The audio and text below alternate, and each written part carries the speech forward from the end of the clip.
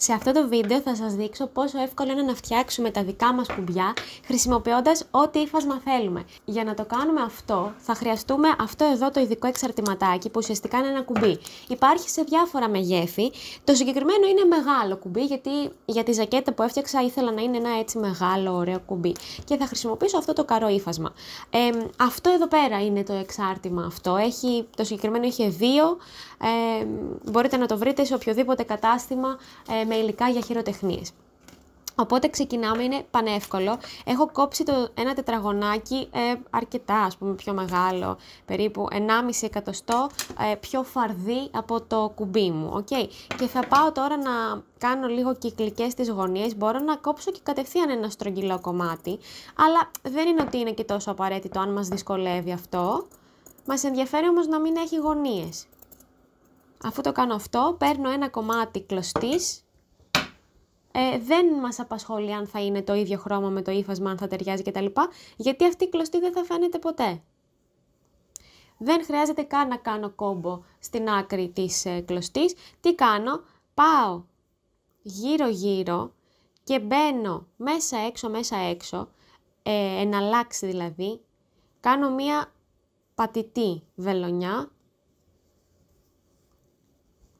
Για όποιον δεν είναι πολύ εξοικειωμένος με το ράψιμο, κάνω δηλαδή διακεκομένες σχηματίζω με την κλωστή, οι οποίες δεν μας απασχολεί να είναι τέλειες. Ουσιαστικά γιατί το κάνουμε αυτό, για να δημιουργήσουμε μία σούρα που θα κλείσει μετά στο κουμπί, θα δείτε πώς. Οπότε περνάω την κλωστή μου έτσι, κάνω δηλαδή πιέτες.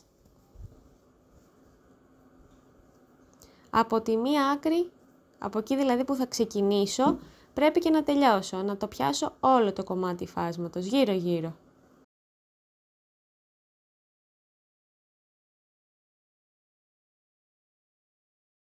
Λοιπόν, έχω φτάσει στην άλλη άκρη, βλέπετε εδώ ότι έχω τα δύο κομμάτια κλωστής και ότι αυτό έχει κάνει σούρα, έτσι.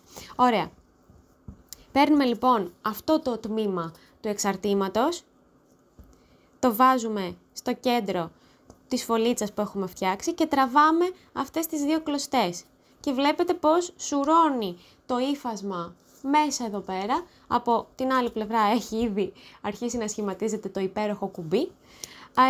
Δεν χρειάζεται να κόψουμε την κλωστή εδώ πέρα. Αν θέλετε μπορείτε να την ασφαλίσετε λίγο εδώ, αλλά δεν είναι και τόσο απαραίτητο.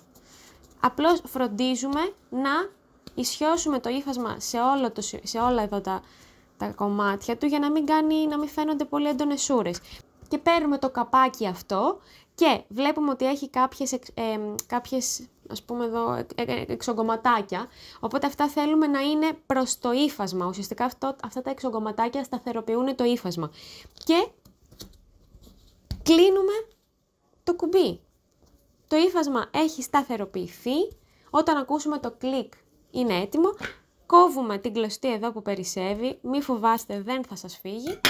Και το κουμπί μας είναι έτοιμο. Τόσο εύκολα. Το έχω λατρέψει αυτό το εξάρτημα γιατί έχω αλλάξει πάρα πολλές ζακέτες μου και pullover που είχαν απέσια κουμπιά και τα έχω κάνει πολύ πιο όμορφα. Αυτό. Τόσο απλά.